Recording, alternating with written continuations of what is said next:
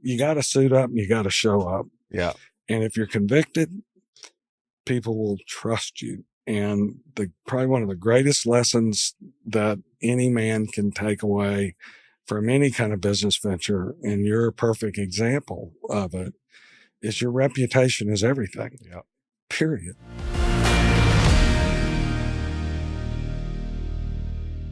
George, welcome to the show. Thank you, sir. For anybody listening, I've known George a long time. We've been good friends. And back when I was a peon neophyte, I'm still a peon, maybe not a neophyte anymore. We officed together for 3 or 4 years where we became even better buddies. So today's going to be about as entertaining as they come. And I thought a good place to start would be, we can start with the Cook Ranch and then we'll dovetail into kind of your early days. But sure, let's talk about the Cook Ranch in Albany, Texas. Okay, we're back to 1924, and my grandfather, Marshall R. Young, was working for a company called Rozier and Pendleton, and he had met Charlie Rozier, who was the principal in the First World War. They became friends, and Granddad had a background in oil and gas. Mr. Rozier really didn't. Granddad had an 8th grade education, and he drove a production superintendent for the Husky Oil Company up in Kansas. And his only job was to drive the superintendent around to look at all their wells.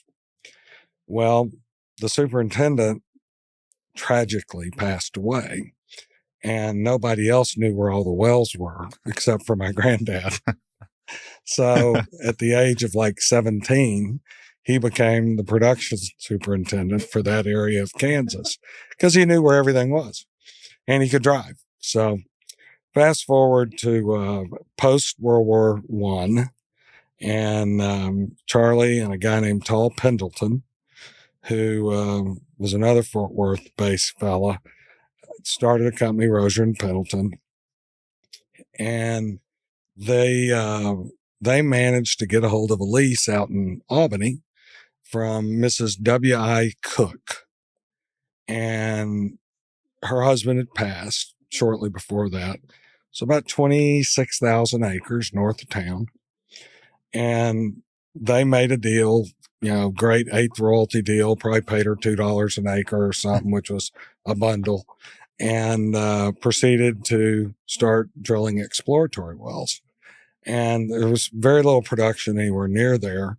I think Breckenridge had already been discovered, the Breckenridge field, but kind of to keep it from belaboring on, the Cook Ranch is a rocky, hilly, ravine-covered piece of property that didn't have a single mesquite tree on it in 1924. Now that whole area is covered in mesquite trees. It was just open prairie. Buffaloes roam there. So back then, the drilling rigs were old cable tool rigs, which didn't have a rotary component to them. They were moved with oxen. And so they had teams of oxen out there to move these rigs and move all their heavy equipment. So they had drilled 4 dry holes in a row, and these wells only going to 2,000 feet would take months to drill because you're basically chipping away at the rock with a cable tool rig. And so after their 4th dry hole, they had moved around and they had a geologist who kept claiming, oh, this is going to be the one. And they're about to drill their 5th well. And the tool pusher on the rig said, all right, where's the next flag? Meaning that where have they staked the next well? And so one of his team members said, it's up on top of that hill, boss. And he looked at it. There's no roads, nothing. And he starts looking at that canyon that he's got to go up. And he looks over at those oxen and looks at that rig he's got to pull over. And he told that hand, he said, run up there and get that flag and bring it back down to me. And hand thought, okay. So he goes up there and he pulls the flag with the little orange flag on it, brings it, hands it to the drilling superintendent, and there was a nice flat spot right there. The superintendent goes, "We're going to drill this one right here." And he jammed that into the ground. So they did. They drilled the well right there, and it was probably 2,000 feet from where the geologist had said to drill, and it was going to be their last well because they had a certain amount of money allocated, and they were it. This was it. So they drilled the well, and lo and behold, I think they hit their first pace sand at 800 feet, and it came over the cat heads at them and blew out, and it was a huge discovery. And it became the Cook Ranch field, which is still there. There's still a few wells producing out of there, but that that discovery set that part of the world on fire and led to multiple other discoveries. But the growth in that county, that's where it all started. And at one point, Rozier and Pendleton was the largest employer in several counties, had 600 people living on the ranch and in oil field housing on the place, gasoline plant, refinery. I think at last count, it had produced right at 50 million barrels. And Granddad bought Rozier and Pendleton. After that, they went and drilled a lot of different places, but that discovery really set things off in Central Texas. And it was by chance. Best part of that story, and we'll move on, was about 5 years later, they drilled that original spot for that fifth well, and it was a dry hole. Oh my God. And if you're in Fort Worth, where my daughter was born, right, there's probably the leading world-class children's hospital, maybe in Texas. Maybe there's something in Houston that's good, called Cook Children's. I'll ask you, is there any connection between the Cook Ranch and Cook Children's? There is. Sweet Mrs. W.I. Cook had a very benevolent heart, and she didn't live much longer after the discovery, but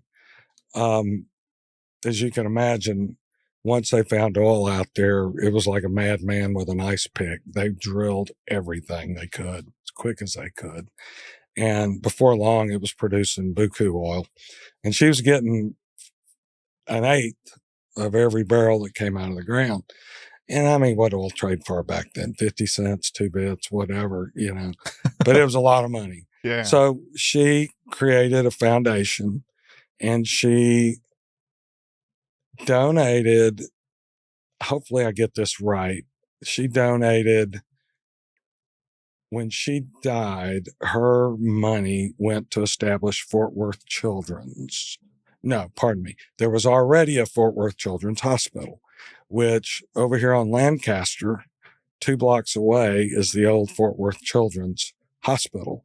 It sits there right behind the Masonic Lodge. Yep. Well, she created a competitor, so to speak, in the Cook Children's Hospital. And later, 30, 40 years after that, the two merged when it was obvious there was no need for two of them. And so that discovery that Charlie Rozier, Tall Pendleton, and my granddad, who was their 8th grade educated drilling guy, found out on the Cook Ranch, created arguably one of the most prestigious and capable children's hospitals in the country. And the kind of the last part of that story, I'm probably 2008 or 9, we had sold our Barnett production, the last of it. And I was asked by Rick Merrill, who's the current CEO, to join the board.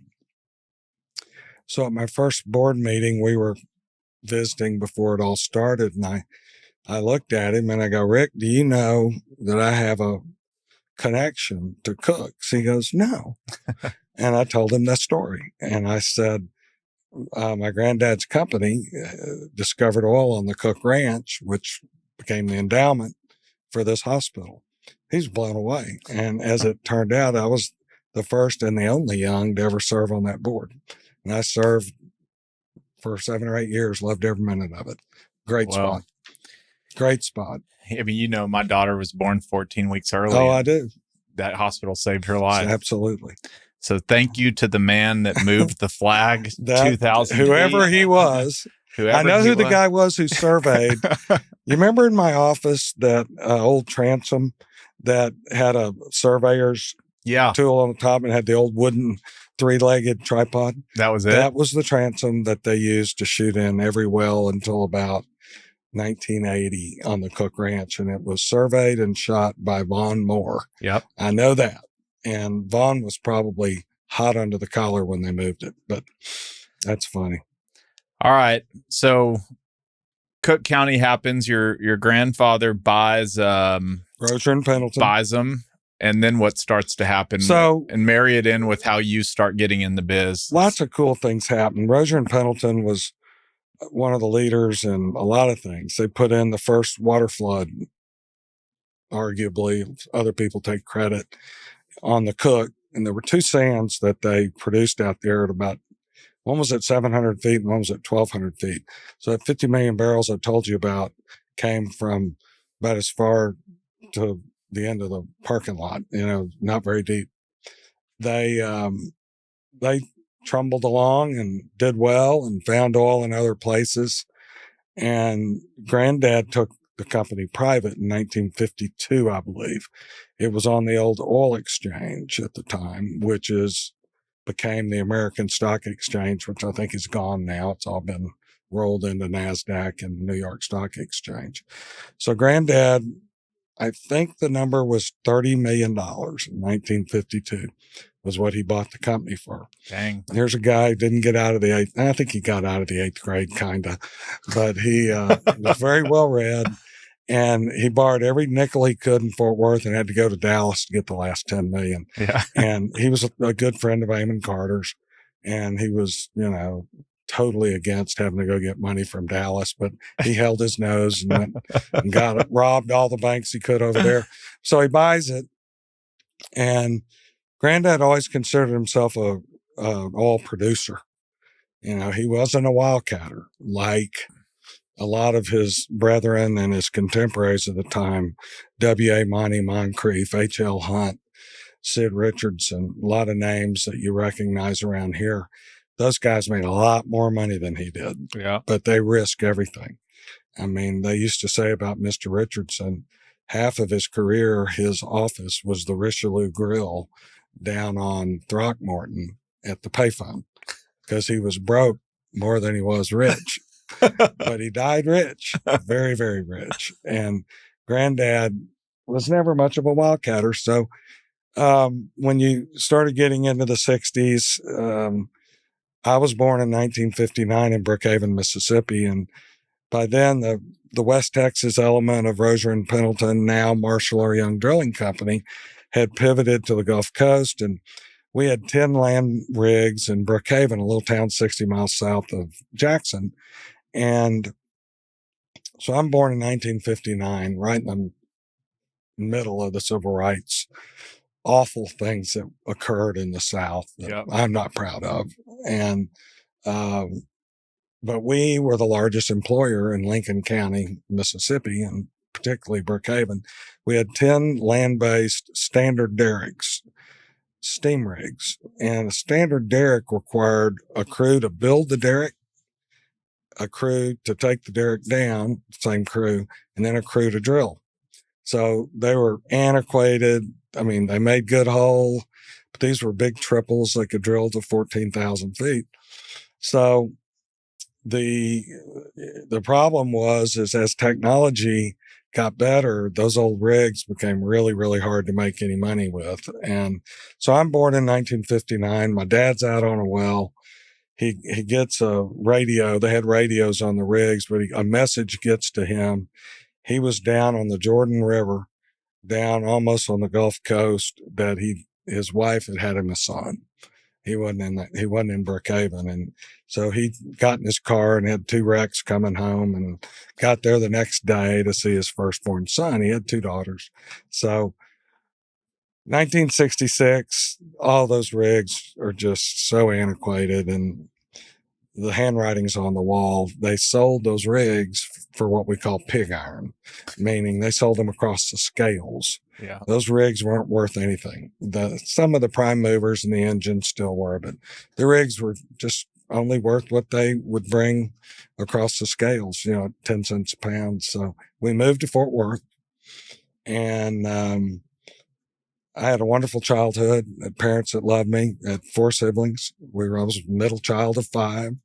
Couldn't have been blessed with a better upbringing. And for that, I'm so grateful. But my dad wasn't around much when I was little. And I used to go out on rigs with him from about the age of 6 on. So my earliest memories were being around drilling rigs. So the family got very, very lucky in 1970 when they were lucky enough to own some leasehold in the panhandle of Florida. And that, along with the Moncrief family here in town, became what is known as the J Field. And it was it was the largest discovery in the lower 48. The only thing bigger was Prudhoe Bay. And it was a 600 million barrel oil field. And we just had a little child's portion, but it was enough. So that kind of got a little, I saw that happening and, listening to Dad talk, and, I learned a lot from him. But one thing I learned about was the excitement of getting that call in the middle of the night or early in the morning. And Dad would come down with a snap in his garter and, whoo, we hit a big one. Yeah. That's awesome. So it got in my blood early. All right. So it's in your blood. When did you actually move to Texas? 1966. Okay. And it was traumatic. My mom was a Brookhaven girl. Funny story on And your her. mom lives on Shady Oaks, right? She does. Yeah. She just passed away. I'm sorry, George. That's okay. She lives 3 or 4 houses down from your in-laws. Yeah. And she just passed the day before Thanksgiving. So thank you for asking about her. But she was a Mississippi girl. And on her honeymoon, they went to New Orleans. Nolans. And it was the first time she'd ever stayed in a hotel room. And she was 22 years old. She'd never been in a hotel. Yep. She took her own towel. Dad goes, Diane, why have you got a towel in your suitcase? She goes, well, I have to dry off, stupid. And he goes, honey, they have towels. And she didn't know. Yeah. She didn't know. But so we moved here. I started out at North Highmount. Then moved on to Arlington Heights Elementary, which is no longer operational. And in the 6th grade, I went to Fort Worth Country Day. So I met a lot of people. A lot of them I'm still friends with from all 3 schools. And then graduated, went to the University of Texas, turned down an opportunity to go to Washington and Lee. Probably a mistake. Great school. What were you going to do there? Study geology. Okay. But I went to Roundup in spring of my senior year, and the visuals on the young ladies down there just sucked me right in. You were done. I was done. And although I did well in high school and I was bright, very verbal, I was never very good with math. And it's pretty obvious that geology was probably not going to be a good one for me, but I only lasted 2 years down at the University of Texas. I played a lot more than I studied. Yeah. And after those grades came out for that 4th semester, Dad said, well, we're going to have to rethink this. So I came back to Fort Worth and I coached football. Oh, you did? For 2 years. Yeah. It was the greatest job I ever had. Yeah. I coached out at my alma mater at Fort Worth Country Day. Got to coach my little brother, Marshall, who was playing my old position, middle linebacker. And they went 8-2 that year. And that was so fun. And so then I realized that the $5 an hour wasn't going to provide much beer and cigarette money. So I probably ought to go get a different job. And so I got a job with the family business, went to Oklahoma, ran title, learned how to be a landman, got shipped around East Texas, West Texas, mostly Oklahoma though. And I was blessed to learn to run title in Oklahoma because it was much easier than being brought out over in East Texas. So that was great. And I got a taste for the business. Before long, I wanted to drill wells. I wanted to learn how to do that. And since it was a family business and they had 250 employees, I could kind of hide anywhere. And so I started gravitating towards drilling and production. And since I didn't have a degree in engineering and had no formal training, I learned it the way everybody else used to learn it back in the old days. And they throw you out there in a drilling rig and you sink or you swim. Yep. And you had to drive I remember the earliest wells I set, I'd have to drive 5 or 10 miles to the payphone to be able to call back into the office to tell them what was going on, because the radios the rigs had went back to their base of operations. So there were some scary moments, fought some blowouts. And by then we had cell phones, so I could get instructions from the guys that knew what to tell me to do. But that's how I learned it. And I'll never forget that training. It was the best. And so I'm a landman. I want to be drilling side of it. I want to learn all of it. So I did.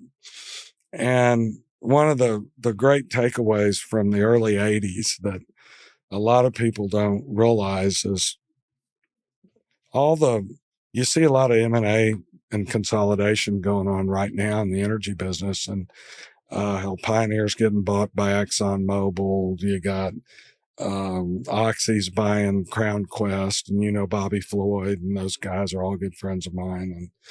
And golly, who's buying? Endeavor is selling. All these. Who's buying Endeavor? Diamondback. Travis Dice, good friend. So all these things happening out in the Permian.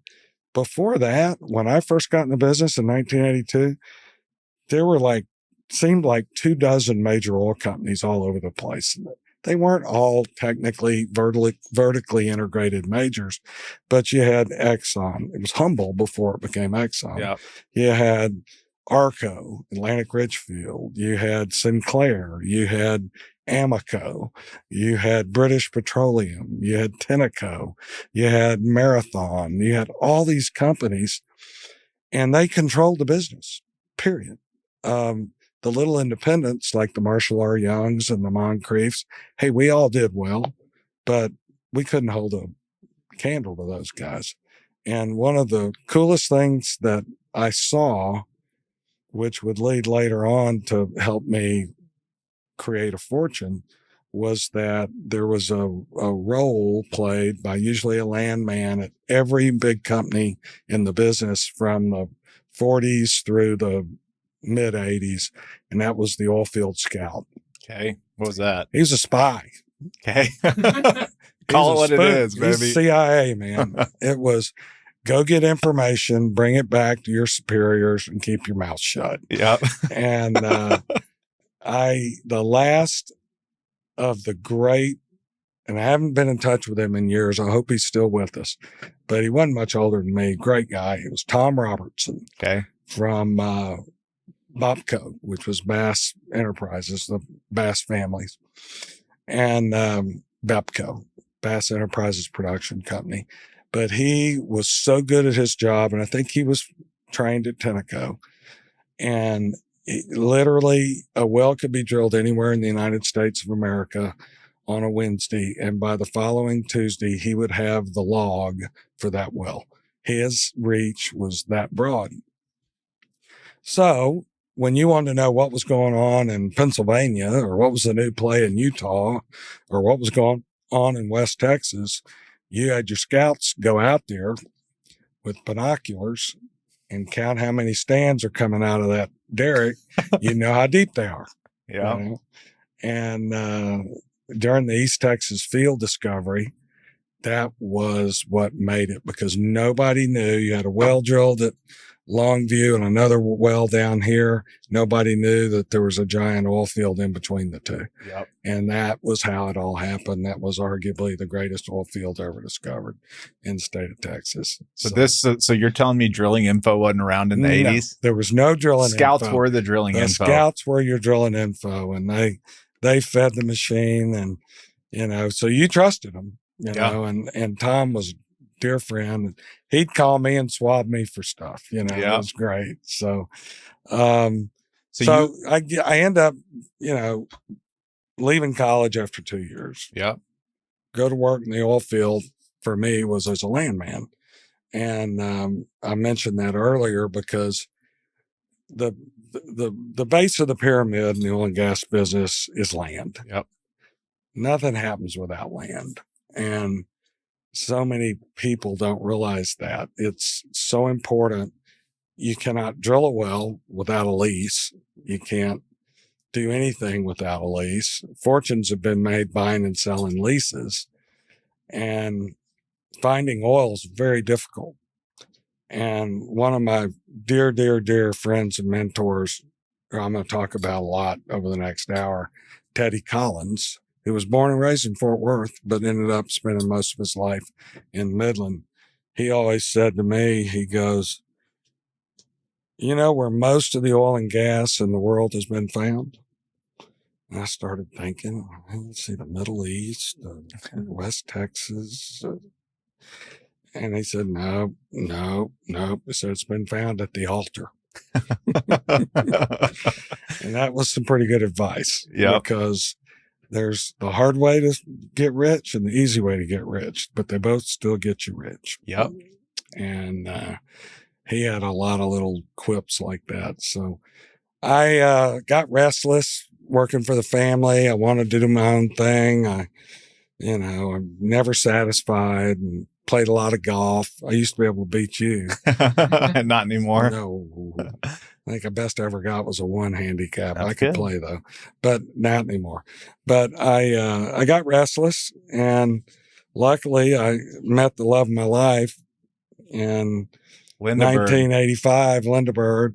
That's when I was coaching football, and I was just starting to get in the oil business, and I was working my way through the Kappa house over at TCU, and luckily found her early on and had one date with her and never had another date with anybody else. That's amazing. And just fell head over heels in love with her. And we're still married, 38 years this fall. Congrats. And have 2 wonderful kids, George III and Kiki. George III works with me. That's awesome. And now that he did a stint with JLL. And it's funny, my daughter works at JLL in Nashville. Oh, really? So I'm getting restless, and we feel like we're kind of stuck in a rut over at Marshall. By now, it's Marshall R. Young Oil Company in the 80s and the 90s. And in 89, I'm really ready to go do something else. But I stick around. Actually, I went and sold insurance with New York Life for a while, but I came back to Marshall R. Young, and that's where I got my chops. And that's where I learned the business, really was in the 90s. And I became our VP of production. I had that experience out on drilling rigs and workovers and completing wells. And so by the time 99 rolls around, several members of my family are there. My kids are 8 and 6, and I'm not making enough money for What me. year is this? 99. Okay. And I'm living on a shoestring and didn't have enough trust funds. Somebody forgot. I don't know what happened, but anyhow, I decided to go out on my own. So I did. Okay. And I went to Garvin County. Yeah, I did. Went to Garvin County, had a briefcase and not much else. What was in the briefcase? Probably a map or 2, and maybe stole some pencils and yellow markers, stuff I might need. But anyway, I opened a little office with my longtime assistant, Stacy Thomas, down at City Center, and put together a 3D shoot up there. And we'd done a lot of 3D at Marshall R. Young, one of the early movers out in West Texas, shooting 3D. But it was the only way to find bumps and structures in old picked over areas. So had terrible luck. And I got carried through all the shooting, but I had to pay my way on the drilling. And so I drilled 2 dry holes in a row, and I was out of money. So Did you raise money to do that? Oh, Or hell yeah. yeah, And I've been raising money for your for whole life? previous ventures. And, Yeah. I had people, I'd walk in their office and they'd roll their eyes. I Here he know, comes here he again. comes. But I learned, What'd you learn? I learned that you got to suit up and you got to show up. Yeah. And if you're convicted, people will trust you. And probably one of the greatest lessons that any man can take away from any kind of business venture, and you're a perfect example of it, is your reputation is everything. Yeah. Period. You smirch that one time and doubts go in people's ears. You do it over and over and over, and you better go find something else to do. And the oil business is very, very, very, very close. I'm not even in it anymore, but I'm around it, and especially in Fort Worth, Texas. And Will told me when I called him, he said your mantra in the office is it's basically something about tell me fast, tell me good news, tell me bad news, just tell me now. What is it? Now. Yeah, tell me now. Tell me now. I don't care if it's good or bad. I want to hear it right now. Yeah. And bad news first, bad news second. I don't care. Don't hold out on me. Yep. I don't want to hear something third hand after the whole floor knows that something's gone sideways. I'm the CEO. My job is to create a culture that's compatible for our people. I'm, tactician, not really. I hire those people. Yep. They are so much better at, geologists. I've got geologists, engineers, fintech guys. I got finance guys. I got CFO, presidents. Yeah, that's their job. Yeah. I can't do all that anymore. Yep. I don't have enough horsepower left up here, but I can sure hire people. And that's probably, I got interviewed one time and they said, what's your strong suit? And I said, putting good people together. That's awesome. And reading a room. I can read a room as good as anybody. Yep. But finding good people, I've made a few mistakes. I've hired some people that didn't work out. You have too. Yeah. You know how it is. God, they look great on paper, and you interview them, and then kept them you around go play too long. golf and come back a month later and they ain't working out. And so is my Walker Montgomery, who trained me field engineering work out of Midland. He was rough and gruff. He came out of Amoco, and he would say, well, we were talking about a certain employee that day that kind of laid down, hadn't done what he's supposed to do for a while. He said, he better watch out. And I said, what happens then, Walker? I knew what he's going to say. He said, well, he'll be walking down the road kicking rocks. And pretty funny stuff. So we get married. You drilled 2 dry holes. You got empties. But here's the funny part. What happened? I'm driving. Remember the tornado that hit? Yeah, down on 7th. We were shooting that 3D when that tornado came right behind your office and hit the Malik Tower. And it touched down at first in Monticello, and I had 4 siblings living in there. And I get this call from Linda that starts out with, we're all okay. And then that's when I knew something bad had happened, And I said, okay, you're okay. But what happened? Well, she tells me the tornadoes hit. And my office got some damage, but I'm driving back and forth from to Garvin, which is Paul's Valley, hour and a half from downtown Fort Worth or so, a little bit further at 90, which is what I drove. But I made it back in about 40 minutes that day. But anyway, most everybody survived the terrible tornado. But as I'm coming back, sometimes I'd drive back at midnight. Sometimes it'd be 3 a.m, get back to my family. And I'm looking off. When I'd get to Denton, I'd look off to the right, southbound on I-35, and just lights everywhere. And I'm going, what in the hell? And they were drilling rigs. I'd been around the oil patch long enough. They were all drilling rigs. And I'd see 50 or 10 or whatever day it was. And so I ran across a dear friend, still a dear friend, Larry Brogdon. Yeah. And when you were at TCU, they had not yet started. T47s? He was 47s. Yeah. And you ought to interview him. Okay. He's just unbelievable. Okay. He had, I ran into Larry somewhere, and Larry had been a geologist for a lot of different companies, just the greatest guy in the world. But he had been following this phenomenon that was the Barnett Shale. And he put together with the Geological Society of Fort Worth a symposium on the Barnett Shale. And I'm not kidding. It was so poor boy and old school. I mean, maps were non-existent. There was no GIS invented at the time. Maybe the government was doing it, but there were just terrible mapping services in the Barnett because the Fort Worth that part of the Fort Worth Basin, most of it had never had a well in it. So there was it almost looked like they put that original little flyer together for the Barnett Shale Symposium with crayon. It wasn't. Yeah. Tell Brogdon I said that he'll hear this. He'll give me, what about Larry, it. if you're listening. Larry, if you're listening, I know you didn't use crayon, but it was close. Kind of looked like crayon. So I attended that and I went, oh my God, this is going to. Did everybody in the room that day, or did you see something? I really most people did, but there was a smattering of local. The Walsh people had someone there. Tex Land had someone there. There were only about 6 oil companies in Fort Worth at the time. And what year is this? 1999. Okay, so this is like early. 99-ish. Larry will know. Were they even calling it the? Yeah, no, there was no fracking yet. Yeah. But what was happening was Mitchell Energy, old George Mitchell, who had leased everything in Wise County and most of Denton County. Pardon me. You're all right. Had found they drilled the what was the name of that sand they had up there that they were drilling? Oh, it's escaping me, but they had a hell of a gas field up there, but it was above the Barnett.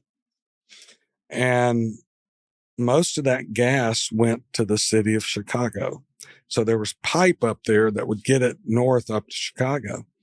And then one of his staff members said, man, all this gas up here in these sandstones and some of these little limey stringers we've got was sourced by the Barnett Shale, which was, another 1,000 feet below. And some bright guy over there, and one of them was Nick Steinsberger, who worked with 4.7s. Nick's a good friend, came up with the idea of let's see if it's a reservoir. So they just drilled a well down to it and perforated it and fracked it, made a little gas. They, over the years, refined their techniques. And these are vertical wells. Yep. And Nick Steinsbrenner gets full credit for the slick water frack, which you probably heard spoken about, which is very, very just fresh water with some treatment chemicals in there to keep it from causing your clays to swell. It's had some polymers and stuff. But it could only carry about 1 to 2 pounds per gallon of sand. So they had to use real fine sand, 100 mesh sand versus 40 mesh, 60 mesh, 80 mesh. And they started experimenting with it and found a way to make those vertical wells commercial. That's what Larry Brogdon saw. And that's what I was seeing at night. And I started driving up there after my second dry hole in Garvin County. I didn't have a whole lot to do.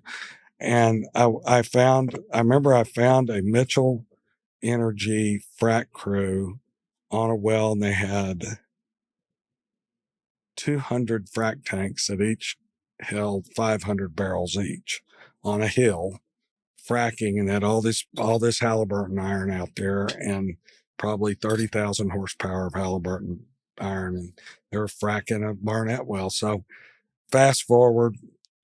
That was 99? 99. Okay. So 2000 rolls around. I'm starving to death. I don't know what I'm going to do.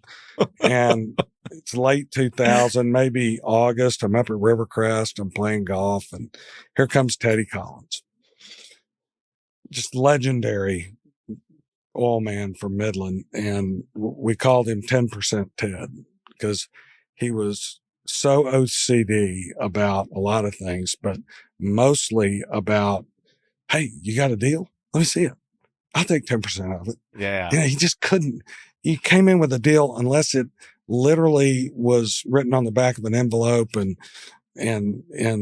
some language he couldn't read, he'd take 10% of it. Yeah. So he and I ran into each other at Rivercrest, and this is one of the God moments for me. And I knew he'd gone through some tough times. He had a company called Collins and Ware. Ken Lay had hired him at Houston Natural Gas. That was Enron, right? That was Enron. He was supposed to be the first CEO of Enron. And Northern Natural Gas merges with Houston Natural Gas to create Enron. Ken Lay did that. Teddy just wasn't the right guy. He said, I need to go back to Midland. So they hired Forrest Hoagland, who you may have heard of, raised most of the money for the Perot Museum over in Dallas. Forrest was a great CEO. They took it public. It was Enron Oil and Gas. When Enron went bye-bye, it became EOG Resources. Oh, really? They got rid of that stink from the Enron name. EOG was Enron? Yes, it was. Oh, shit. Teddy was essentially, he ran EOG kind of in its infancy, but Forrest is the one that really put it on the map. Okay. But they were drilling wells down the Lobo Trend down in South Texas. So Teddy and I meet up at Rivercrest, and I had just finished playing in the Gangsom. Teddy was coming up there to have a beer and see who was around. He grew up in Fort Worth, knew everybody, non-resident member there. And he said, what are you doing? I said, shit, I'm going broke.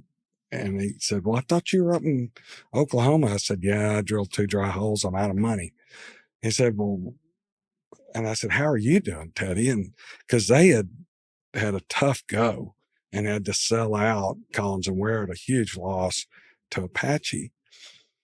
But he's like the ever ready bunny. There's nothing keeping him down. And they threw together some more stuff. And next thing you know, they're out of debt and he's back on top again. And he said, well, what do you want to do? And I said, I want to get in this Barnett Shale. And he goes, man, I'm hearing about it. Tell me. And I mean, we sat there I remember in the tavern at Rivercrest, and we talked for an hour and a half. I told him everything I knew. And he said, well, do you know? I said, Teddy, I know every rancher around in Parker County and most of northern Tarrant and a lot of Wise County people. I said, I think I could put some acreage together. And he goes, well, hell, let's do it. He said, hey, what are you doing tonight? And I said, nothing now. And he said, come on to the ball game with me. And I said, Ranger game? He goes, yeah. I said, okay. So we get in the car and we drive over there, and he explains to me that he and Kelsey Warren at Energy Transfer, before Energy Transfer, he and Ray Davis, majority owner of the Texas Rangers, had, I think it was called Heritage Propane. Kelsey, if he ever hears this, he'll text me and tell me I got it all wrong. But Kelsey and Ray and Teddy owned a box at Ranger Stadium. So we get to the game, and it's about third inning or so. And he said, so how are we going to do this thing? And I said, well, first off, I don't have any money. We'll start I got there. a little bit, I'm trying to pay my bills. Barely. Won the gang some earlier today. Yeah, I won $20 today playing golf. But he said, well, I got some money. And so he made me a deal that will live in infamy. He put up all the money for half of it. That's awesome. And I got half. That's awesome. Yeah. That's awesome. On a napkin in a suite. On a napkin in the suite. We just kind of put the parameters down. I think we papered it up 6 or 8 months later, but he said, get your ass out there and start buying leases. Where you want to buy? And I said, well, Brogdon thinks it's going to be good. Da, da, da, da. So that's where we bought. We bought in Wise County. We bought Northern Tarrant. We bought some in Eastern Parker. And were you just going door to door? Most of the time, Drilling Info had just come out. Okay. And Courthouse Direct had come out. I'd put the kids to bed in the early 90s at 7 after their bath or 8.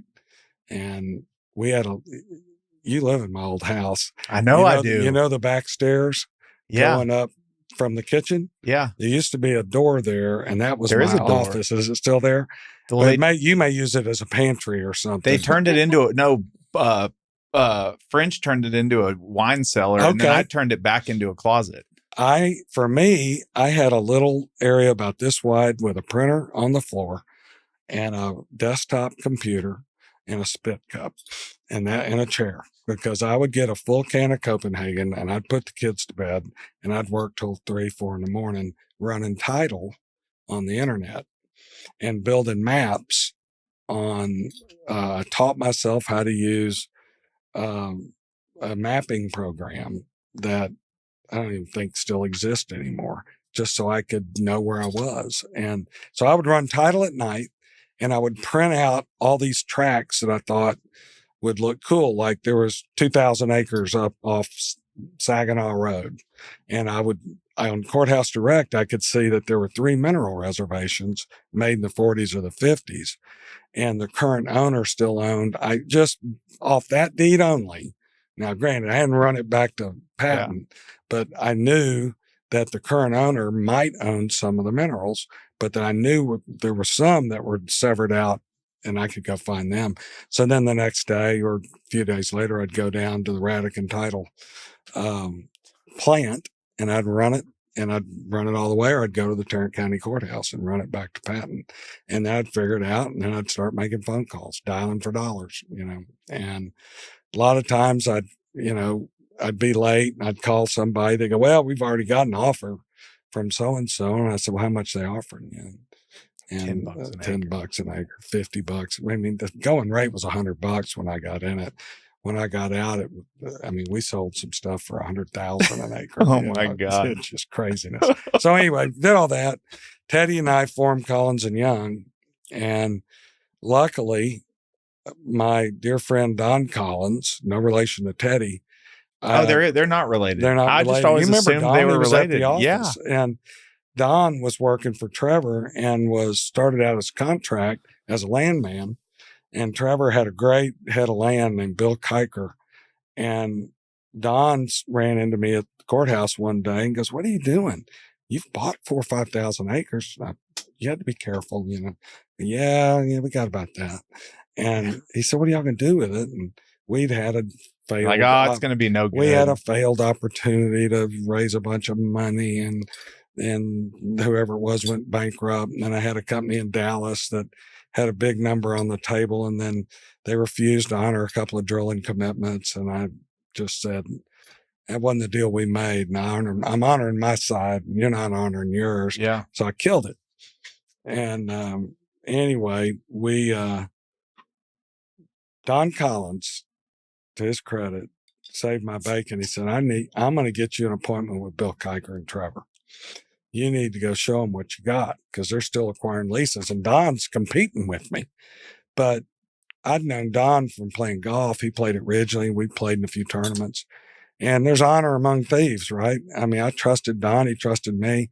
A couple of times we were getting a runaround from some landowners, and he'd call me and go, did so-and-so tell you, did you offer him a quarter royalty on that tract? I go, hell no. He goes, that son of a bitch told me you offered him a quarter. And I said, no. And I said, I never went over 3/16. So I got to leave some room for an override for, got to eat. For me, man's got to eat. He goes, I knew it. I told Bill Kiker that you wouldn't offer a quarter. You're not that stupid. And anyway, so he gives me an introduction. I get over there. I lay my maps out, and I put a very benign trade in front of them. And we made a deal. And what was the deal? I think they paid us $300 an acre or $600 an acre, but he needed some time. Yeah. And we wanted to keep a piece of it. So we wanted to keep a quarter. That was Teddy Collins. That's where he'd been in the business so long. He would be 84 today. He died on almost his 80th birthday. So he's been gone 4 or 5 years. But he said, well, don't sell all of it. And I said, why not, Teddy? And he said, you never know if you're selling the East Texas fields, son. You always want to keep a child's portion. That's awesome. So we kept a child's portion, kept a quarter actually. And you had how many acres at that About point? 4,000. And that was up in Northern Tarrant. Yeah, Northern Tarrant. Had a little bit down by Benbrook. And how many different leases was that? It's probably about 25 or 30. Okay, so these were big blocks. This is the stuff that I found on the internet. Yeah. I didn't have a crew. I didn't have anybody to help me. I had Stacy answering the phone, dodging creditors, and, and me. And so I am never going to walk into that closet the same again. I think I'm going to. if you walk in and take a left, that's where I My sat. office is in the front of the house. I'm tempted to just. I'm going to unplug that. You're in my old living room. I'm going to unplug the computer and take it into the war room and start doing my work there. Deals have been slow lately. I'm telling you. Linda would come to the head of the stairs, 2 a.m. Are you ever coming to bed? Yeah. Honey, I'll be up there when I'm done. Yep. But I was up every morning at 7:30 and took those kids to All Saints because that was my deal. That's my deal too. That's it. And that's fun. It's fun. And they didn't see a lot of me. They never saw me during the day. They didn't see much of me at night. Yeah. And that was my time with them. Yeah. And I treasured it. And so I took them to Reading Friends or wherever they were at the time, and then on to Carpool. George was at Star Point for a while, and then All Saints. And, that was my time. So anyway. So you make a deal with Trevor. I make a deal with Trevor. 600 and he keeps a quarter. Here's the best part. Here's the best part. So I had bought this one lease from a from India, liquor distributor in Oklahoma City named, I better not say his name. Yeah. And he had bought a lease that had one producing well on it at an EBCO auction, one of those on the earliest online trading platforms. Why? I don't know. He didn't know the first thing about what he owned, but several companies had drilled right up to his lease line and made really good vertical Barnett wells. And he started getting wind of it because 4-7s is calling him, Bud Vinson's calling him, Chief's calling him, Devon's calling him. And I get introduced to him by kind of an old scallywag who's no longer with us in Oklahoma City. Old scout. And he took me to this bar where this young man was going to be having a drink that night. And I stayed there till closing time drinking, I was drinking club soda. I was buying him absolute martinis. And I made a deal with him at about 2 a.m. on the back of several napkins. And I had to wire him $85,000 the next afternoon. Yeah. That was the deal. The money wasn't there by 4:00, our deal was off and he was going to sell this lease to 4-7s. And I had beat them by 10,000 or something. It was called the Donaldson lease. And it was 196 acres. And it was in the honey hole. And so I called Teddy that night from the bathroom in the men's room. And I go, Teddy. He wakes up and he goes, is everything okay? It's all gravelly voice. And I go, everything's fine. And he goes, okay. And I said, I need $90,000 wired into the account tomorrow by lunchtime. He goes, okay. Night, and hung up the phone. He never asked what it was for. That's the kind of partner he was. That's amazing. Didn't even ask. So I stay up all night. I drive to Decatur.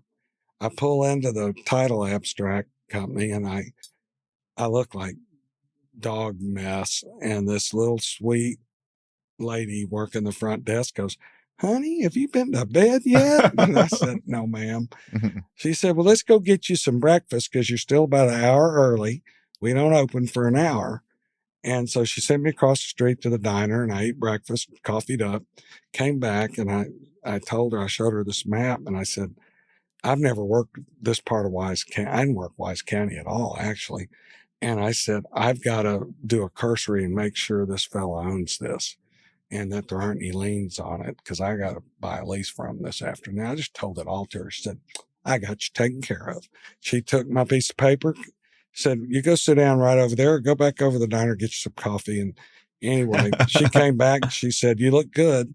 It's still in his name. There was an old lien when he bought it, but it looks like it's getting released. Don't worry about it. I said, yes, ma'am. So I get down there. He drives down from Oklahoma City. We fight over the document. Everything's fine. Teddy's money's there. Get him a cashier's check. Well, when I went to see Trevor, he's looking at my map, and I had acreage scattered all around the play, but he kept looking at that one tract. And what I didn't realize I did kind of was that Chief owned about 900 acres that adjoined it to the south. And that was their primary original best holding in the Barnett. And so they wanted that bad. And so we made the deal. It was a great deal for him, great deal for us. And to tell you what kind of man Trevor is, he is my dear friend. I look at him and Teddy and John Brumley and few men that have had great impact on my life as mentors. And I would listen to whatever they say and try to do what they say. But he said, "Now, George, I got one little problem. I got to wait about 60 days to be able to draw down on my line of credit. And my lawyer's going to be in Italy for his first vacation in like 10 years. So who's your lawyer?" And he told me his name. I said, "He was a fraternity brother of mine at the University of Texas." But Trevor said, "We have a deal and we'll close in September." This was mid-June. And so I shook his hand and I said, "Okay, fair enough." And I get back, I'm in the car driving back to Fort Worth. They're over in Dallas. He had this tiny little office. It wasn't any bigger than this room. Really? Had 4 people in there when he first started. Trevor did. Because he had drilled like a bunch of his story is like 20 dry holes or something. His story is so beyond comparison to anything I've ever heard. I mean, it's amazing. And, what he has done and how he started out as a lawyer at Thompson and Knight. But anyway, I called Teddy and I said, "We got it." He said, "Great. How much are we going to get?" And I told him. He goes, "That's awesome. When are we going to get some paper flying?" And I said, "Well, just one little thing." And his lawyer's out of town. And anyway, so he goes, "Well, you trust this guy?" He didn't know him. I mean, nobody knew him. I said, "Yeah, I do." And he goes, and I said, plus his lawyer was an SA with me down at Texas. And big, long silence. He goes, Okay, son. That's what he told me. He said, "Get her done." Trusted me. Yeah. I trusted them. David gets back from vacation. We paper it up, 2-page agreement. Everything we negotiated was exactly what was in that document. There was no retrade. There was no funny business. Everything. That's how oil business should work. Yeah. You don't need 42 lawyers and 800-page PSAs, and just look at the hoops you got to jump through to buy real estate. That's unbelievable. But anyway, that was how it started with Trevor. We're still partners in deals, few old legacy things, but we're still dear friends. Did you know at the time that you were buying the honey hole, or was it still early where you actually didn't know you were in the guts? I thought I was in the guts, but I didn't know. But I'm not nobody, a geologist. Right. I just knew that threshold, the Vincents, had drilled 4 really good wells offsetting it. Okay. I saw the production on those wells, and I knew they were trying to buy it. It's kind of like closeology, when I saw the names of the people trying at this, he would hold his phone up and it would say 4 7s. We were at this bar and he had it in his cell phone. Yeah. "Well, they're calling again, George. You better jump your offer up a little bit more, and I mean, it was obvious. So I did not really know. It took a big gamble. And so you sell to Trevor. Yep. Well, you keep, sell down but that wasn't the sell to Devin. That was so take me starter kit. Take me from the starter kit to the sell to Devin. That was the starter kit. And Trevor had me come over about a month after we closed. And, we got a lot of our money back. Most of it went back to Ted. Got us about out of debt because I'd borrowed all the money to buy all this stuff from Teddy because I really didn't have any. Yeah. And I made a little coin. Teddy got all his money back plus interest. Yeah, he carried me for a half at prime plus 2. Yeah. He's no dummy. Yeah. And so anyhow, Trevor goes, "What are you going to do?" And I said, "Well, when you start drilling our leases, we're going to drill with you." He said, "Well, what do you want to do?" I said, "I want to keep buying leases." He said, "Well, let's go buy leases together." And so we made a little deal where I'd get out, just me. And I ended up hiring a great young landman named Jim Cox, who's still around. Saw him at lunch not 2 weeks ago. And so we started putting acreage together, competing with Trevor. But everything so Trevor's funny story about me was, oh, George, he goes, he's like a cat. Whatever he can catch, he can eat. And so he had 300 landmen by then working the whole Barnett. And I'd just slip in over here and pick out somebody I'd played golf with somewhere that had 500 acres, or their family did. I'd get a deal made. I'd bring it to Trevor's land guys, and they go, how'd you get him? We've been calling him for months. And I said, well, I just have a talent. But anyway, then they'd do it from there. They'd paper it up.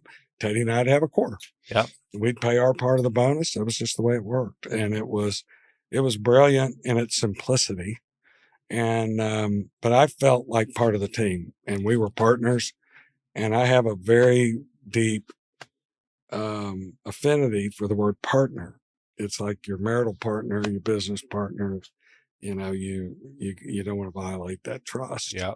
And so we roll along from 02 to 06, and Trevor's company's growing exponentially. We're drilling tons of wells. Horizontal wells show up in 2003. How are we doing on time? We're good. Okay. You good? So I'm fine. I don't have anything. But we have 2003-ish and horizontal wells, and Devon is bringing the horizontal technology in. Horizontal wells were not new. You know, Jack Messman and George Lindahl over at UPRC were drilling horizontal wells down in Dilley in the Austin Chalk 10 years earlier. Hell, they were drilling 20,000-foot laterals in the North Sea in the late 70s and the early 80s horizontal.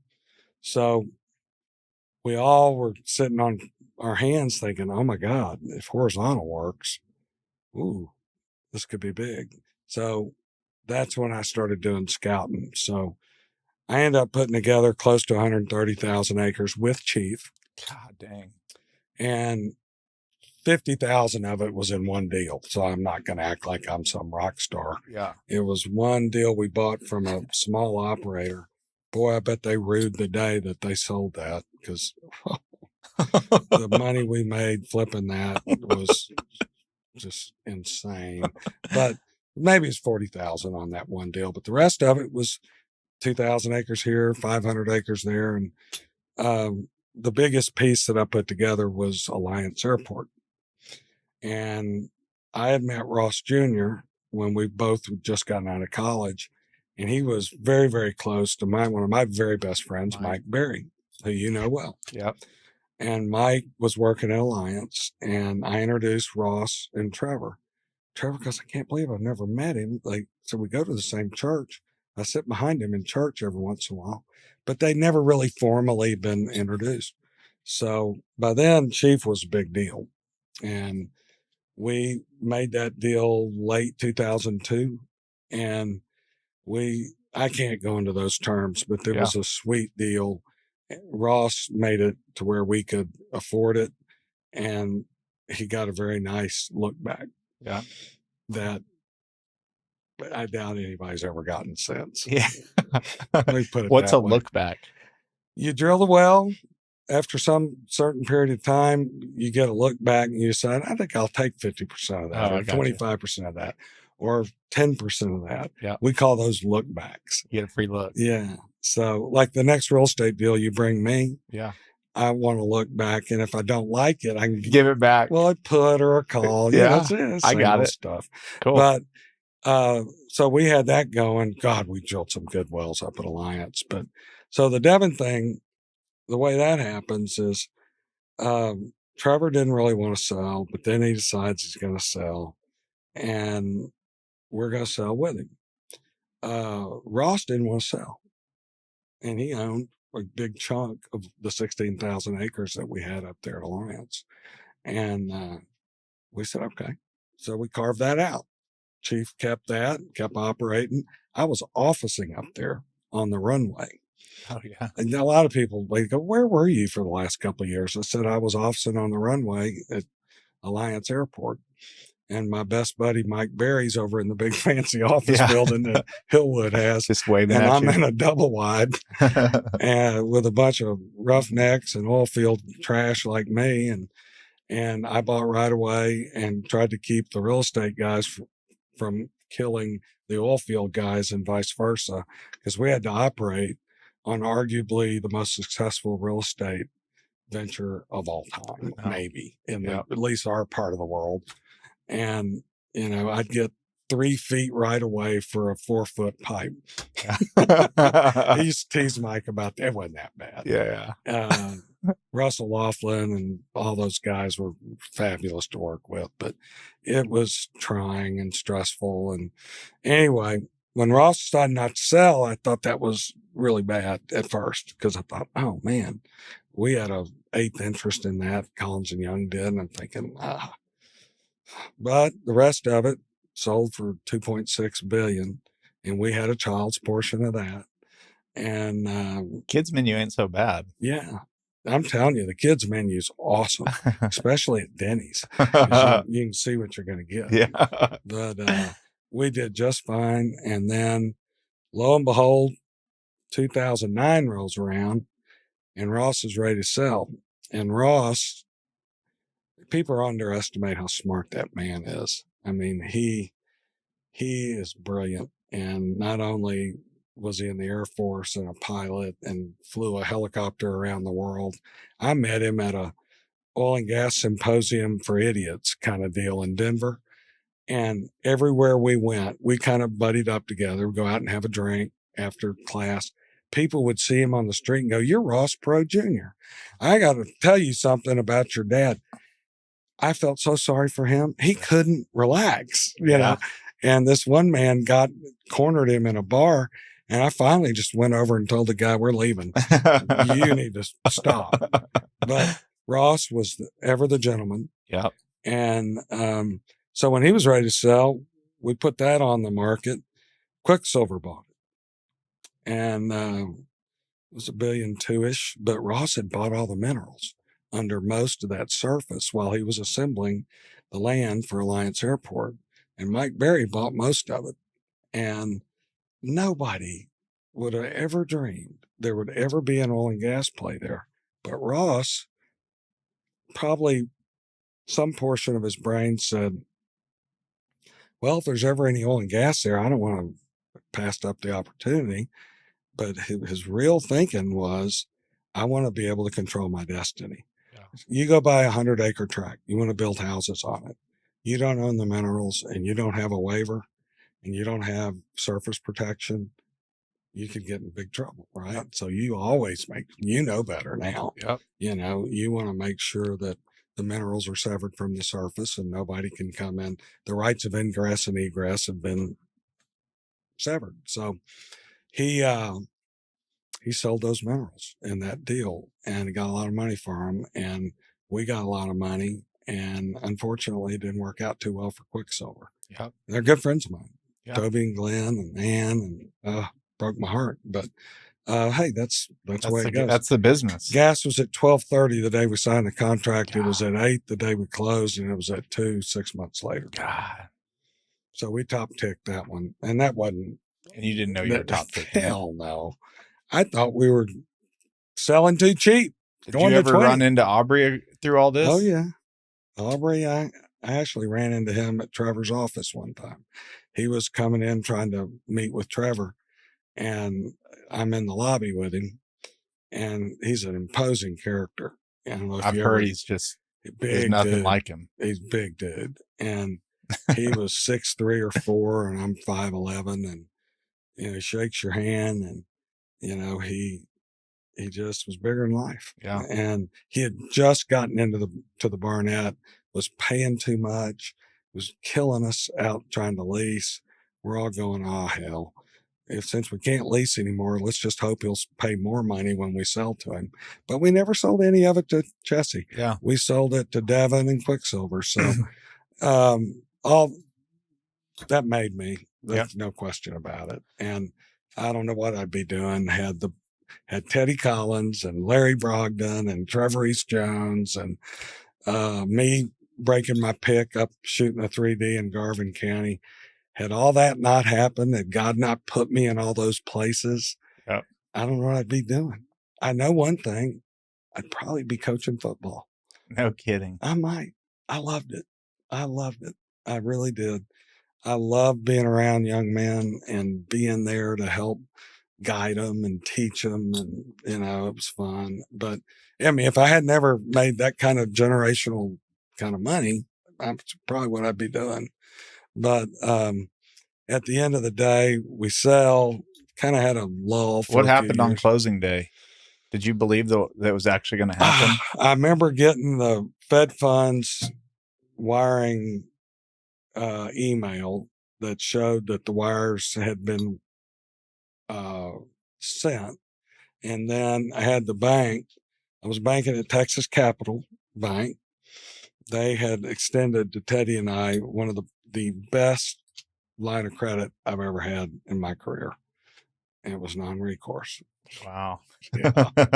Recourse to the properties because the wells were so good. Yeah. They didn't need personal guarantees. They knew we'd pay them, but you know, that Teddy Collins balance sheet, mine wasn't so shiny. Yeah.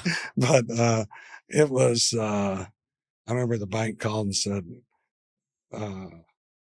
Chris Cowan called me, said the Eagle has landed. Oh, that's awesome. Yeah. That's that we had 2 closes. Ended up, we did some more deals. We backed Teddy's boy, Patrick, who is a very big success story in his own right.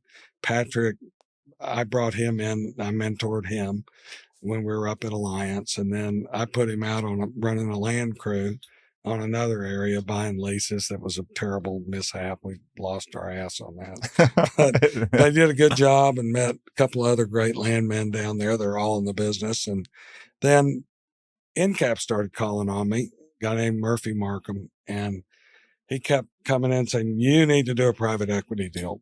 And I go, the hell's that? What's private equity? You know, I mean, I'm 44 by then or 46, and I'd either use my money or the bank's money or investor money. He said, well, it's like an investor. And I said, well, what kind of terms? He started walking me through it. And I go, so let me get this right. Y'all get all your money back plus an 8% pref, and you keep about 80 and I get about 20. It doesn't sound very good. It needs to be the other way. Y'all get 20 and I get 80. Well, he calls on me for 6 years, 5 years. From the first sale with Devin, he came by twice a year from Dallas. And he was a, manager, VP over there. And finally wore me down in 2013. I was getting bored. And we were officing together. We were right across the hall. I remember that big table made out of that and that huge ass map up in North America. North up in Dakota. Was that the Bakken? Yeah, that was the Bakken. You had that enormous map. You were selling the hell out of that thing, and I lost my ass on that deal too. I mean, I've had a lot of mistakes. Everybody and anybody that take Donald Trump. Has he ever made a bad deal in his mind? Yeah, no. But he has. Oh yeah. I've made some really terrible deals. Yeah. But I had another mentor after I hit that first big lick. It was a lot of money. And he took me to lunch with his son and his CIO. This guy had a big family office, still does. And he said, now, George, you've just had a big liquidity event. That's the first time I ever heard that word. And I started going, ooh, I had a liquidity event. Ooh, I'm liquid. That sounds better than saying I hit a lick or whatever. So he said, first thing I want you to do is take a portion of that money. I would suggest 10, 20%, and put that over in another pile and call that your stay rich money. And I said, what? And he said, that's going to be your stay rich money because life has lots of twists and turns and you never know what's going to happen. So I did. And I still have some of that original money invested in some things that have changed over time. But I held to that. I may have dipped into it a couple of times when I kind of needed it, but I tried to put it back, And so it was great advice. So ends up, Murphy finally gets me, okay, what? But here, you got to explain this to me, and I ain't doing it for 20%. So we worked out a better deal. And NCAP, I didn't know them from Adam. I really didn't understand private equity. I started learning all I could, and that's all you can do. I mean, I didn't quite get it, but I went over to their Dallas office, met David Miller, who I really liked, 6'9", former SMU basketball star, who was the founder of NCAP, along with Bob Zorich and Gary Peterson and Marty Phillips. And David ran the Dallas office, and they ran the Houston office. And I had these great young men, Jimmy Crane and Mark Welsh, and these guys that became my team. And they said, George, we want you to put an exploration team together and go out and work the Permian.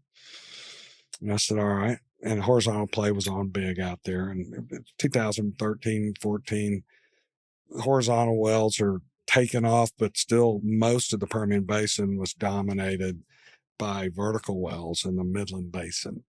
And what Teddy used to refer to, tongue in cheek.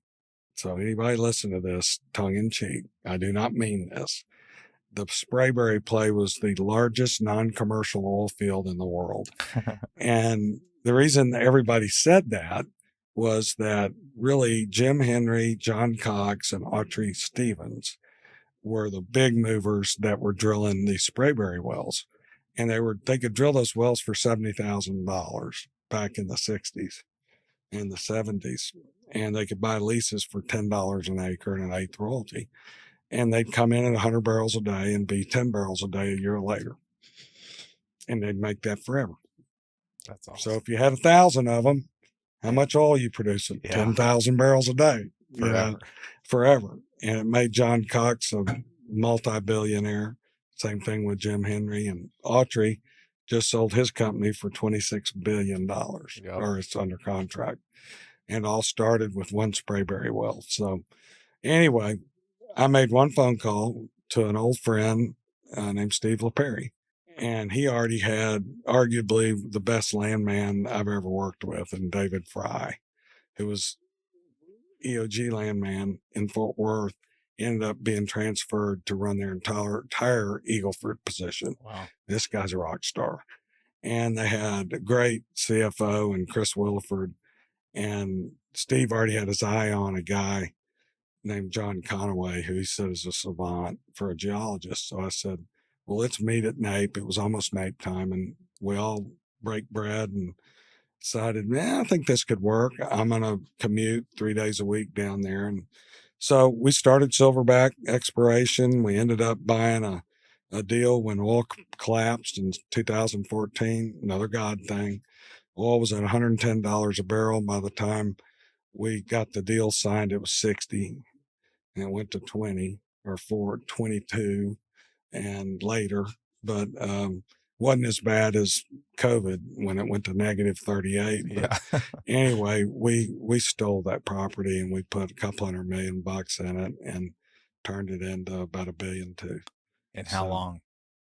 2 years. And okay, I think we still were officing together for those first couple years. We were. Weren't you like the only guy left in the bid room? And you kind of were thinking, am I the crazy guy here buying this? We figured out, because John Conaway is the smartest man I've ever met.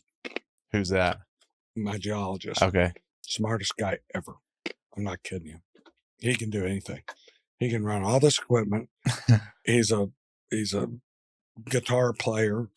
He built his own house in Maine. I mean, this guy's unbelievable. It's cordon bleu chef. Yeah. And I mean, this guy just amazing. But anyhow, he would go back and look at the seismic. They had a data room, and he noticed nobody had signed in since September. And this is like late October. So he comes in one of our weekly Monday meetings and goes, dude, ain't nobody looking at this thing. I think everybody's left the building because prices have dropped and all their management have gone, no way, we're not going to give you any money. So we went back with a ridiculously low offer that was just embarrassing, but I did it. And the banker working for an unnamed investment banking house made the mistake of challenging me and essentially insulting my manhood and my knowledge of the oil business. And I went off on him, and he was fired that day. I told the seller, I said, either he goes, I think I'm your last one standing. And we can prove it. Yeah. And he goes, or I'm out. And he was gone that day. But he's a good guy. And if he hears this, I'm not going to say his name. He knows who he is. We've seen each other since. He just had a bad day. And he tried an age-old technique. You really don't think oil prices are going to be back to $100 a barrel by this time next year? Yeah. It was one of those kind of things. Yeah. And I had to remind him that I managed a water flood in Hockley County, Texas, where my realized price for sour oil was $7 a barrel in 1984, and my lifting cost was $14 a barrel. And even my dumbass knows that math doesn't work. You're spending 14, you're getting 7, means you're losing 7 on every barrel. You know? Yeah. But so anyway, we get it. It was a big international company. They had done a Cadillac job laying out infrastructure, water lines, water pits, water wells, saltwater disposal wells. It had everything. And so we started drilling, and some of the acreage we didn't like, we let it expire. We kept adding to it, and we got a good price for it. Didn't get a great price, but we got a good price. But probably the best thing we did was partner up with a midstream company called Eagle Claw, who they bought the midstream facilities from this company that we bought and turned it into a behemoth, sold it for $2.2 billion to somebody, Morgan Stanley or somebody up there. And we own 20% of it. So that was how we got to supersize our number and get NCAP a 4-bagger. So it was pretty sweet. And so Eagle Claw is like the most oil and gas name isn't ever. That so good? That is Eagle Claw. Those assets are probably worth a third of that today, but I don't know. But I don't know. You might buy it back. I won't. I don't think I'm a midstream guy. I'm a mineral guy now. So let's talk about. I was going to say, let's set the stage. This is the final big story, but it's a big one. This is how it works in minerals, and your friends and mine, Trent and Tyler, are calling on me the last year of Silverback sells, and we close on December the 27th of 2016. And I'm back at the office January the 3rd looking for deals. And most of my other partners, Steve and David and Chris and John, are still, they did all the heavy lifting. I didn't. I mean, I was there 3 days a week, but I mean, those guys worked harder than me. They had to. They knew what they were doing. And, that wasn't my gig, but I did my part, got things done that I needed to get done. But they took some well-deserved time off. Well, I was ready to get back at it. So Trent and Tyler had been bugging me because they knew you. You called me. And you remember? I said, you did a reference check. I said, who are these guys? I remember that. I said, they seem savvy as hell. But I said, I know they can golf their way to anywhere. But I said, they kept coming to me with mineral ideas while we had Silverback. I couldn't get NCAP to buy minerals. Saved my life. I wanted to, and they wouldn't let me buy them. And I had money to go buy minerals. Yeah. They wouldn't let me. Well, anyway, so they come in and they go, are you free yet? I said, I'm absolutely free. We started buying minerals 2 days later. Yep. And I picked up the phone and called Trevor. And I said, hey, let's go buy some minerals. So we did. And we spent 2 years worth of money in about 6 months. Yeah.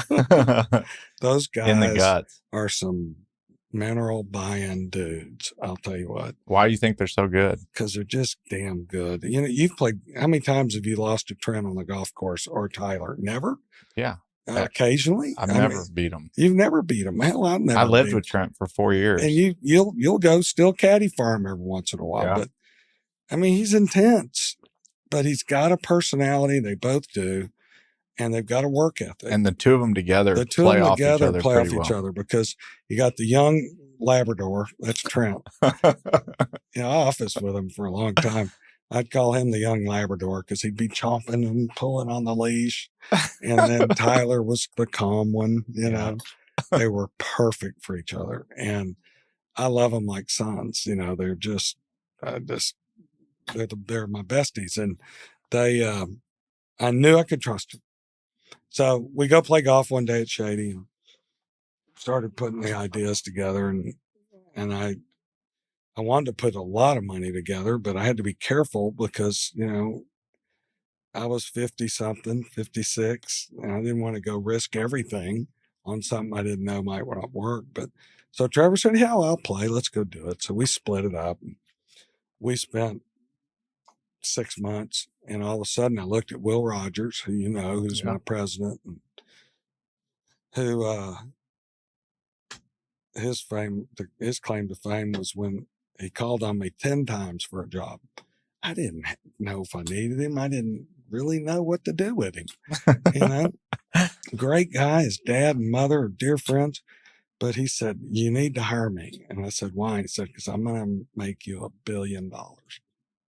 Oh my gosh. And I said, now I've never had anybody say that. And it hadn't happened yet, but you know what?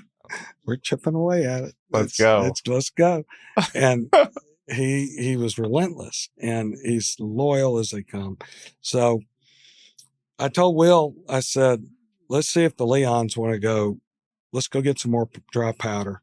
See if the Leons want to keep doing what they're doing. And I made a deal that so many people in the industry have just scoffed at me for doing it because I gave them the most generous deal they've ever gotten, It's the probably. best deal ever. And it's made me so much money I know. and made them so much money. And people look at me and go, well, do you ever regret that? And I go, if I knew you well enough, I'd show you why I don't regret it. Yeah. Because these guys are that good. And so anyway, Will starts throwing a corporate model together, and you know we come up with some metrics about the basin and well activity and what are the percentages of 1 acre getting drilled in some period of time, and got real analytical and decided that we would make a pitch to NCAP out of courtesy because I just made them $1 billion and they made me a lot of money. Yep. And they're my partners. And so out of respect and all that, I said, let's show it to NCAP first, what we want to do. We wanted $300 million and we had them come over. We said, we got a mineral deal. Mineral deal? Okay. So their whole Dallas office comes except for David Miller. And I get about 20 minutes into the presentation in the big conference room, cross hall from your office. And they go, we're in. I said, excuse me? And they said, we're in. Well, what I had said about 5 minutes earlier was, you know, we want y'all to see this. It's probably not anything you want to do. I know you got 3 mineral companies out in the Permian right now, Santa Elena, Fortis, and Piedra. And I said, you're probably not a candidate for this, but I owe it to you guys. And I love you guys. Y'all have been really good to me, and I trust you. So I'm probably going to just go direct to institutions and family offices. And one of the principals over there goes, what? That's our job. Don't you be going to them. And 5 minutes later, they said, we'll do the deal. And I loved it. And so how big was that first commitment? $300 million. Golly. A lot of money. That's what they gave us for Silverback too. So that's kind of a sweet spot for them for a new team. But the difference with Teddy and I was we had enough money to put a lot of money in it with them. Yep. And those are called B shares. And so what any good private equity provider wants to look for is a smart CEO or founder or whatever, and one that has a good widget, obviously, but really savvy, good widget, and is willing to put his treasure at risk along with their treasure. And I always was, and I had enough to do it. So that's how you supersize how much money you make in private equity. The more you can put up, because your management shares that come after payout and after hurdles are reached, and you get 1.25 to 1, 2 to 1, 2.5 to 1, 3 to 1, and your back end gets bigger. when you own those B shares, there's no promote on them, and it's pari passu with your provider. And so that was impressive for them that I was willing to do that, and so was Teddy. And so we do peg one. And I'll never forget. I went down to Houston, and they said, "How fast are you going to spend this 300 million?" They didn't know me. None of them had really met me, and I said, "I'll spend it in the first 12 months." That caused a big uproar. It wasn't bad. It was just, how dare him think he can spend $300 million in a year. I spent it in 13 months. Trent and Tyler brought us $4 billion worth of deals in that first year. God and we dang. spent 300 million. That's how good they are. God dang. And we probably, so then we do, I'm not going to go into all the deals. We do a Pegasus too. Yeah. And I told Trent and Tyler, I could tell they were getting a little frustrated because we had some deals we should have bought that get turned down. Our metrics and our underwriting is conservative. Yeah. It just is. And I'm using someone else's money, and if it's my money, I can do whatever the hell I want with it, but I'm spending someone else's money and I've got to account for it. And I can't go crazy and go spend twice what something's worth and expect to make any money for my team, So, there were times I'd be so mad, but Trent and Tyler were getting a little frustrated. And so they decided to go out on their own for a little while and get their own private equity money. And I hugged their necks and wished them well. And I remember that. And I said, "Let me look over your documents." "No, we're good." And they made a good deal, and timing wasn't good, and it wasn't really what they thought it would be. And I said, "That's kind of the problem you run into with these big private equity shops. There's usually some turnover, and go to NCAP. I know them. They treat me well, always have." So then I hired somebody else, good guy, and his partner, and it was terrible timing. It was COVID. Yeah. Nobody was doing shit, And so Trent and Tyler, they came over one day and said, "Well, let's get the gang back together. Let's get the gang back together." And it was their call. It wasn't me. I wanted them. Yeah. I just didn't want to say anything to them because I didn't want to get in their business. And so we got the gang back together. And so we do Pegasus 2. We deployed about 270 million and then put the pin on it pulled the pin on it. And that was only a month ago. And then in the last 30 days, we've gotten a verbal 300 million on Pegasus 3. And it's, they're still raising the fund 12 for that one. So I think to date, it's about $1.2 billion that they have given me in Pegasus, not including the 300 million they gave us for Silverback. And Pegasus today is doing about $500 million a year in free cash flow. What are you going to do with it? We're distributing it. Funny story. Because we invest. That's what everybody wants to know. What are you going to do? Everybody in my management team took whatever money they had and bought those B shares. We're all getting paid every month, just like the LPs. Yeah. NCAP for the last 10 years will have me come to their investor meetings. And I've gotten to know a lot of these investors over the year. And I shoot them straight. They go, "George, how's it going?" I said, "Man, it's tough out there buying minerals. But this last year, or it's great, or whatever it is." And what you see is what you get with me. I generally call it like I see it.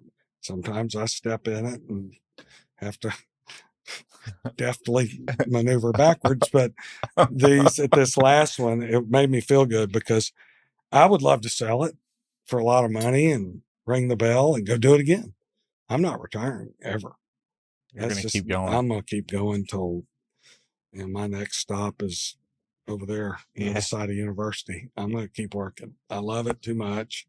I got too many of these great young men that work for me, like my son. Yeah. I mean, where else could I get to work with my son? That's awesome. And Will Rogers and Lynn Frank and Will Taylor and Scott Hargrove, my young landman. You probably played in some tournaments with him. I mean, he's scratch, and he's a damn good landman. And I got 52 people. Yep. And they all look to me. So I'll kind of end it with this. Would we sell? Yes. The price I want and the price NCAP wants is more than, you got to remember that the minerals market is based on what the publics trade for. And they're low. But why? This Diamondback thing, Viper stock, which is VNOM, is up 20%. It was up 20% today, or 5% or something. It's back to 36. It was in the high 20s before Christmas. And its yield is jumping up around 9.5%. When we got in the business in 2017, our thought process was, let's buy these minerals and try to buy them to where our realized price is like 5%, because you buy something that's not producing, and once it's producing, cash flow jumps up, your IRR jumps up, and then we'll sell on a 10 multiple. It's like your cap rate in real estate. Do you want to buy it at 6% and sell it at 2%? Yeah. Hell yeah, you do.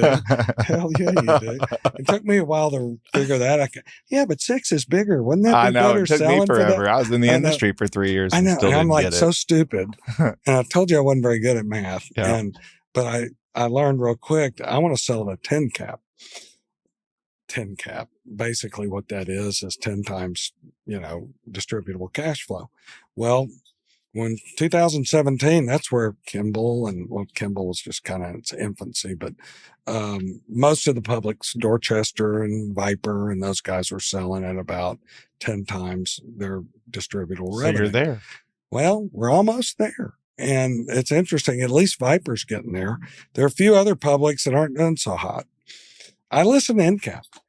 Hey, those guys are all finance guys. I'm an oil man, old school oil man, but they got so many smarter people than me, and they're my partners, and they say, let's hold tight. Let's just see how things go. And let's distribute this money right now. It's good for all of us. It's great for their investors. So I'm down at this investor meeting, and women are walking up to me, and they see everybody looks at your name tag, like at NAPE, or you go to the big real estate deal up in Vegas, everybody, oh, Chris Powers, hey, how you doing? Yeah. Well, everybody looks at your name, they go, Young, Pegasus, NCAP Minerals. Oh man, we love getting y'all's checks. I know. They love getting those checks. I like getting them too. And so it's a remarkable turn of events for a guy who flunked out of UT, didn't want to go to school, got thrown into I had a year and a half to kind of reset, coaching football and doing something I loved. And I had an opportunity, because I was born into an oil and gas family, to go to work and learn the business. And those are the things that helped make me what I am. I had a good woman behind me, great kids, incredible team over at Pegasus. I'll put my team up against anybody. I really appreciate George, you you're the doing man. this. Thank you. This was awesome. Thank you, my friend. Thanks for doing it. All the best to you and your fam.